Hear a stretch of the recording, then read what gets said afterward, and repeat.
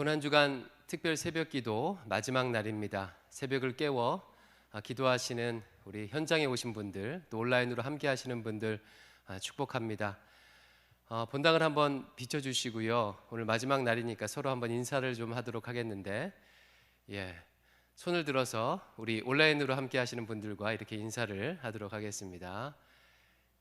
감사합니다. 우리 브로셔 이렇게 볼까요? 오늘 제일 뒤를 딱 피시면 되겠습니다. 제일 뒤를 보면 10번이죠. 마지막 10번 제목을 같이 함께 읽어보겠습니다. 시작. 운명하시고 장사되심. 6월절 만찬을 하신 주님은 겟세마네 동산에서 기도하시고 체포당하셨습니다. 사내들인 공의회 빌라도 헤롯을 거쳐 재판을 받으셨고 결국 십자가에 못 박히셨습니다. 우리 시각으로 오전 9시 예수님을 십자가에 못 박는 소리가 예루살렘 골고다 언덕에 울려 퍼졌습니다.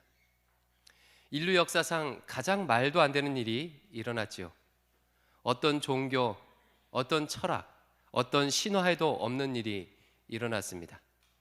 온 천지 만물을 창조하신 하나님이 가장 끔찍한 고통 가운데 십자가에 못 박히신 것입니다.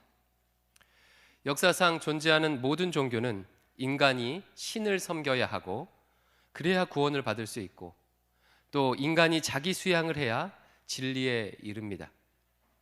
그런데 참 진리이신 하나님이 인간을 위해서 이 땅에 오셨고 참 신이신 하나님이 인간을 위해서, 인간을 섬기기 위해서 십자가에 못 박히셨습니다. 오늘 본문은 십자가에 못 박히신 주님의 마지막 순간과 장사 지냄을 내용으로 하고 있습니다. 함께 그 마지막 순간을 살펴보도록 하겠습니다. 누가복음 23장 44절에서 56절인데요. 오늘 누가복음 내용은 다른 복음서와 거의 동일합니다. 오히려 담담하게 서술되어 있습니다. 그것을 확인하며 천천히 함께 읽겠습니다. 시작. 때가 제6시쯤 되어 해가 빛을 잃고 온 땅에 어둠이 임하여 제9시까지 계속하며 성소의 휘장이 한가운데가 찢어지더라. 예수께서 큰 소리로 불러 이르시되 아버지 내 영혼을 아버지 손에 부탁하나이다 하고 이 말씀을 하신 후 숨지시니라. 백부장이 그 된 일을 보고 하나님께 영광을 돌려 이르되 이 사람은 정령 의인이었도다 하고 이를 구경하러 모인 무리도 그 된 일을 보고 다 가슴을 치며 돌아가고 예수를 아는 자들과 갈릴리로부터 따라온 여자들도 다 멀리 서서 이 일을 보니라. 공회 의원으로 선하고 의로운 요셉이라 하는 사람이 있으니 그들의 결의와 행사에 찬성하지 아니한 자라. 그는 유대인의 동네 아리마대의 사람이요 하나님의 나라를 기다리는 자라. 그가 빌라도에게 가서 예수의 시체를 달라 하여 이를 내려 세마포로 싸고 아직 사람을 장사한 일이 없는 바위의 판 무덤에 넣어두니 이날은 준비일이요 안식일이 거의 되었더라. 갈릴리에서 예수와 함께 온 여자들이 뒤를 따라 그 무덤과 그 시체를 어떻게 두었는지를 보고 돌아가 향품과 향유를 준비하더라. 계명을 따라 안식일에 쉬더라. 아멘. 예수님이 십자가에 못 박히신 지 3시간이 흘렀습니다. 정오가 되자 갑자기 사방이 어두워졌습니다. 구름이 해를 가린 것인지 아니면 해가 빛을 잃은 것인지 한낮 정오에 세상에 어둠이 임하였고 이 어둠은 오후 3시까지 지속되었습니다. 오후 3시경 주님은 하늘을 향해서 이렇게 말씀하셨습니다. 엘리 엘리 라마 사박다니. 하나님 하나님 어찌하여 나를 버리시나이까. 평소 하나님을 아버지라 부르시던 그분은 마지막 순간에 마치 인간들이 하나님을 부르는 것처럼 하나님을 하나님이라 부르며 외쳤습니다. 주님의 외침을 들은 사람들이 웅성거렸습니다. 무슨 일이 일어나라 보자. 조롱 섞인 말로 주님을 응시했습니다. 예수님께서 다시 한번 모두에게 들릴 만한 큰 소리로 외쳤습니다.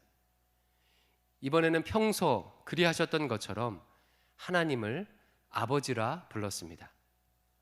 아버지여, 내 영혼을 아버지 손에 부탁하나이다.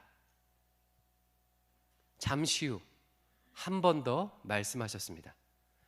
다 이루었다. 그 외마디 외침과 함께 주님의 목이 꺾였습니다. 그 순간 큰 소리가 나더니 땅이 진동했습니다. 지축을 흔드는 지진으로 사람들이 넘어졌고 바위가 터지며 예루살렘 일대가 아수라장이 되었습니다. 많은 사람들이 벌벌 떨며 도대체 무슨 일이 일어나고 있는지 어리둥절했습니다. 해가 어두워지고 지진이 일어나며 바위가 터지는 것을 보며 두려워하지 않을 사람이 있을까요?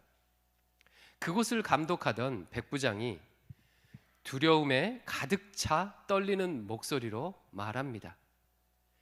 이 사람은 진실로 하나님의 아들이었도다. 하나님의 아들이었도다. 이분이 정령 의인이었는데 도대체 우리가 무슨 일을 저지른 것인가? 이 일들을 구경하는 무리들도 가슴을 치며 그 자리를 빠져나왔습니다. 도대체 우리가 무슨 일을 저지른 것인가? 하지만 유대 종교 지도자들은 여전히 그 벌어지는 일들의 의미를 부여하지 않으려고 애썼습니다. 다만 곧 다가올 안식일을 준비하는데 분주했습니다. 이번 안식일은 일반 안식일이 아니라 유월절과 무교절을 보내는 특별한 안식일입니다. 이렇게 중요한 명절에는 십자가 위에 저주받은 자들의 시신을 매달아 놓으면 안 되었습니다. 이에 빌라도에게 가서 요구합니다. 불경한 시신들을 치워주십시오. 십자가에서 내려주십시오. 우리 풍습에 이런 큰 안식일에 시체를 십자가에 두는 법이 없습니다. 안식일 전에 시신을 내려주십시오. 빌라도는 그들의 요구를 들어주었습니다. 군인들이 예수님의 양편에 있던 강도들의 두 다리를 꺾어 죽음을 확인했습니다. 그러나 예수님은 이미 숨을 거둔 것이 확실하여 다리를 꺾지 않았습니다. 대신 한 군병이 기다란 창을 들고 예수님의 옆구리를 창으로 찔렀습니다. 찢어진 옆구리를 통해 물과 피가 흘러내렸습니다. 시신이 십자가에서 내려오자 종교 지도자들은 서로를 바라보면서 이만하면 되었다는 듯 눈짓을 보내고 그 자리를 떠났습니다. 먼 발치에서 이 일을 지켜보고 있었던 아리마대 요셉은 황급히 빌라도를 찾아가서 예수님의 시신을 요구했습니다. 이제 곧 안식일이 시작되는 오후 6시가 다 되었던 터라 서둘렀습니다. 빌라도는 사내들인 공의회의 의원 중 하나였던 그의 요구를 받아들여 예수님의 시신을 요셉에게 내어주었습니다. 요셉은 미리 준비한 세마포에 예수님의 시신을 싸서 자신을 위해 예배해 두었던 돌 무덤으로 예수님의 시신을 옮겼습니다. 갈릴리에서부터 주님을 따라왔던 여인들은 그제서야 안심하고 예수님을 위한 향품과 향유를 준비하기 위해 돌아갔습니다. 드디어 오후 6시 안식일이 시작되었습니다. 조금 전 크게 요동하고 크게 시끄러웠던 예루살렘은 무슨 일이 있었냐는 듯 고요해졌습니다. 이상이 사복음서를 종합하여 묘사한 예수님의 마지막 순간입니다. 그런데 이 묘사의 내용에서 저는 일부러 한 가지 일을 빠뜨렸습니다. 예수님께서 숨을 거두실 때 일어났던 일들 중 가장 중요한 일인 하나를 빠뜨렸습니다. 마태, 마가, 누가복음에 기록된 일입니다. 혹시 그것이 무슨 일인지 눈치채신 분 계십니까? 바로 45절 말씀입니다. 45절을 같이 한번 읽어보겠습니다. 시작. 성소의 휘장이 한가운데가 찢어지더라. 예수님께서 죽으시는 그 순간 예루살렘 성전 안에 있던 성소의 휘장이 찢어졌습니다.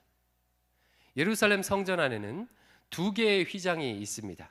하나는 성소와 안뜰을 구별하는 휘장이고, 다른 하나는 성소 안에 있는 성소와 지성소를 구분하는 휘장입니다. 예수님께서 죽으셨을 때 찢어진 휘장은 히브리서 근거를 보면 지성소로 들어가는 휘장입니다. 지성소는 하나님께서 임재하는 장소이죠. 이 지성소는 아무나 들어갈 수가 없습니다. 오직 기름 부음 받아 세워진 대제사장만 들어갈 수 있습니다. 대제사장도 그냥 언제나 들어갈 수 있는 것이 아닙니다.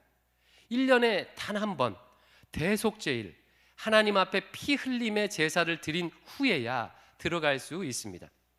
만약 함부로 들어가거나 죄가 있거나 흠결이 있게 된다면 대제사장이라도 죽을 수 있었습니다.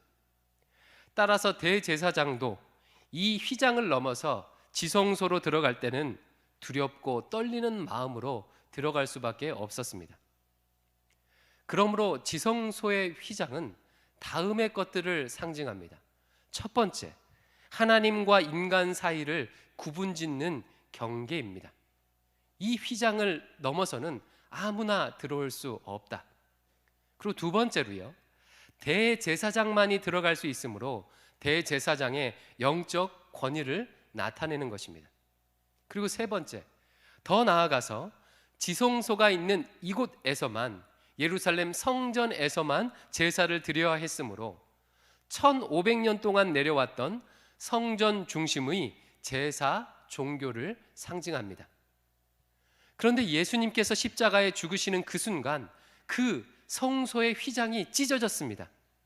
구별과 권위를 상징하는 그 휘장이 완전히 갈라져 두 조각이 났습니다. 그럼 이것은 무엇을 의미하겠습니까? 성전 중심의 제사 종교가 예수님의 십자가로 인해 끝났다는 것을 의미합니다. 특정 성전에서 피 흘림의 제사를 지나야만 하나님을 만날 수 있는 건물의 종교, 제사의 종교가 예수님의 십자가 대속으로 끝났다는 것을 의미합니다. 뿐만 아니라 대제사장만 들어갈 수 있던 그 지성소가 예수 그리스도의 십자가로 인해서 죄사함 받은 모든 자들에게 열려졌다는 것을 의미합니다. 즉, 죄가 갈라놓았던 하나님과 인간 사이에 막힌 담이 허물어진 것입니다. 예수님께서 십자가에 죽으심으로 하나님과 우리가 화평하게 되었습니다. 십자가를 통과한다는 것의 최고의 의미가 바로 여기에 있습니다. 예수 그리스도의 십자가를 통과한 자는 하나님과 화평하게 되었다. 예수님의 십자가로 말미암아 죄 사함 받은 자는 예루살렘 성전에서가 아니라 이제 어디서든 하나님과 교제하며 예배할 수 있게 되었다. 사랑하는 성도 여러분, 모든 종교들은 신을 만나기 위해 신전이 필요합니다. 법당이 필요하고 사당이 필요하고 적어도 돌 무더기라도 필요합니다. 그리고 그 신을 만나기 위해서는 대가가 필요합니다. 하지만 예수님으로 인해서 죄사함 받은 자들에게는 하나님을 만나는데 이제 어떤 제약도 없어졌습니다. 우리 주 예수 그리스도께서 모든 대가를 다 지불하셨기에 언제나 어디서나 하나님을 예배하고 언제나 어디서나 하나님과 교제할 수 있게 되었습니다. 이것은 구약 시대에는 절대로 상상할 수 없는 특권이자 은혜입니다. 바로 예수 그리스도의 십자가로 인해 그 은혜가 우리에게 주어진 것입니다.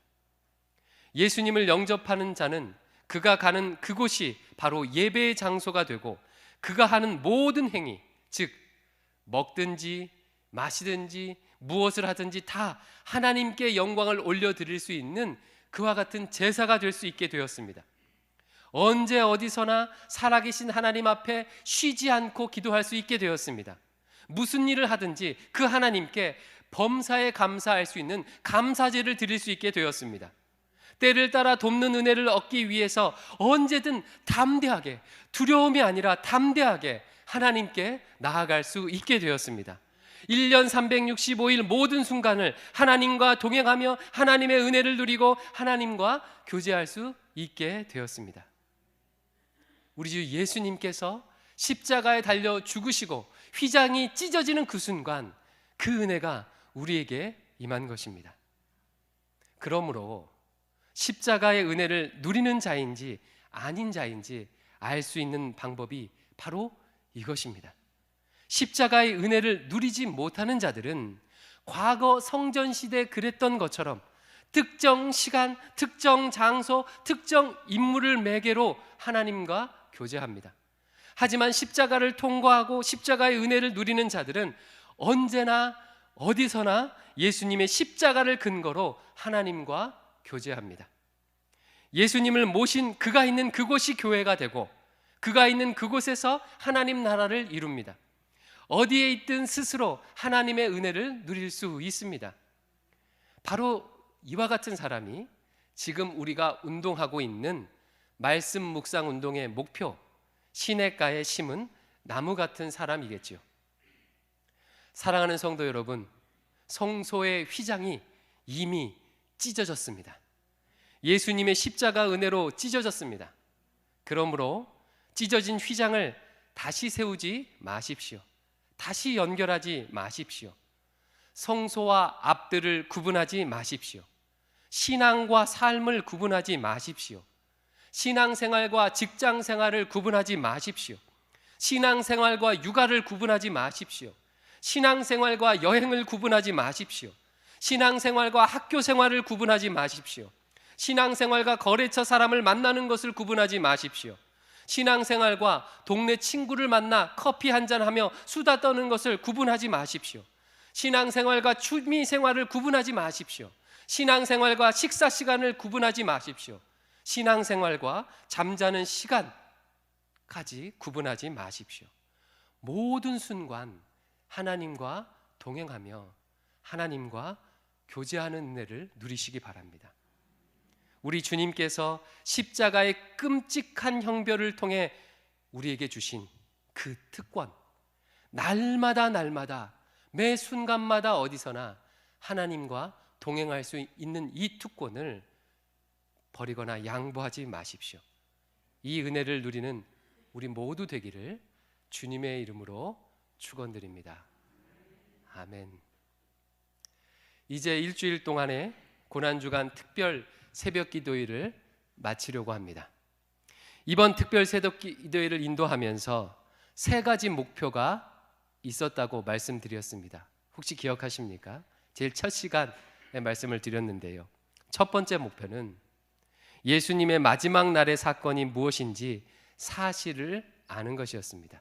그날 24시간 동안 무슨 일이 있었는지, 어떤 사건을 기념하는 데 있어서 가장 기초가 되는 것은 그 사건에 대한 역사적 사실을 아는 것이겠지요.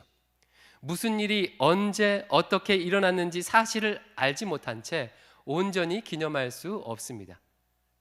바로 이 이유로 예수님의 십자가를 온전히 기념하기 위해서 무슨 일이 일어났는지 이 사실을 살펴보았습니다. 설교의 과정에서도 할 수 있는 한 그 상황을 자세하게 묘사하려고 애썼습니다. 이게 첫 번째 목표였어요. 두 번째 목표는 그 날에 대한, 이 24시간에 대한 누가복음의 강조점이 무엇인지 깨닫는 것, 이것이 두 번째 목표였지요. 사실을 알았다면 그 사실의 의미를 아는 것은 당연한 순서입니다. 그런데 마태, 마가, 누가, 요한복음, 이 네 복음서는요, 각각 십자가 사건이라는 하나의 사건을 다른 방식으로, 다른 관점으로 서술하고 있습니다. 하나님은 이 네 복음서의 크고 작은 차이를 통해 십자가의 사랑의 풍성함을 나타내려고 했던 것이죠. 그 중에서 이번에는요, 말씀 묵상 운동의 본문이 되는 순서가 되는 누가복음을 살펴보았습니다. 성령께서 누가 사도를 통해 증언한 십자가 사건의 은혜를 살펴본 것입니다. 또한 이렇게 함으로 성도들의 말씀 묵상 운동을 도와주려고 했습니다. 느끼셨겠지만 저는 계속해서 성도들이 본문에 대해서 생각하도록, 그냥 듣는 것이 아니라 한 번 더 생각하도록 유도했습니다. 그리고 다양한 방식으로 본문을 바라보도록 다양한 성경 해석법을 이번 특별 새벽 기도회에 묵상해서 적용해 보았습니다. 이렇게 함으로 성도들이 성경 묵상의 깊이와 맛을 보기를 원했습니다. 이유는 한 가지죠. 우리 대강의 성도들이 이 자신의 자리에서 하나님의 말씀을 스스로 묵상하고 말씀의 은혜를 공급받을 수 있는 시냇가에 심은 나무와 같은 사람이 되기를 바랬기 때문입니다. 그러니 이 시무 목사의 간절한 바람에 여러분 동참하시기 바랍니다. 세 번째로는요, 그로 인해서 십자가의 의미가 추상적인 개념이 아니라 삶의 능력으로 나타나는 것을 목표로 했습니다.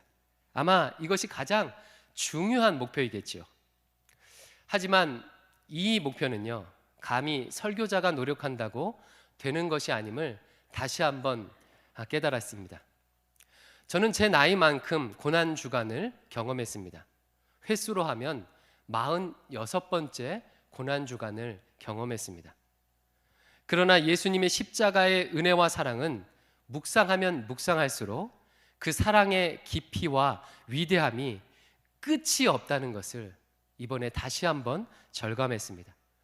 수천 시간의 설교나 수십 년의 묵상으로도 전부 다 그 사랑의 깊이와 넓이와 높이를 아는 것은 불가능함을 다시 한번 느꼈습니다. 아마 여러분들도 그랬으리라 생각됩니다. 이것은 무엇을 의미합니까? 우리가 평생 사는 동안 그 주님의 그 십자가의 은혜와 사랑을 다 갚을 수 없다는 것을 의미합니다. 이번 특별 새벽 기도회에 함께 하신 하나님께 감사와 찬양을 드립니다. 우리 대강의 성도들이 십자가의 능력을 풍성히 경험하기를 다시 한번 주의 이름으로 축원합니다. 그리고 그 하나님 앞에 이 시간 말도 안 되는 사랑을 베풀어 주신 그 하나님께 특별한 찬양을 드리겠습니다.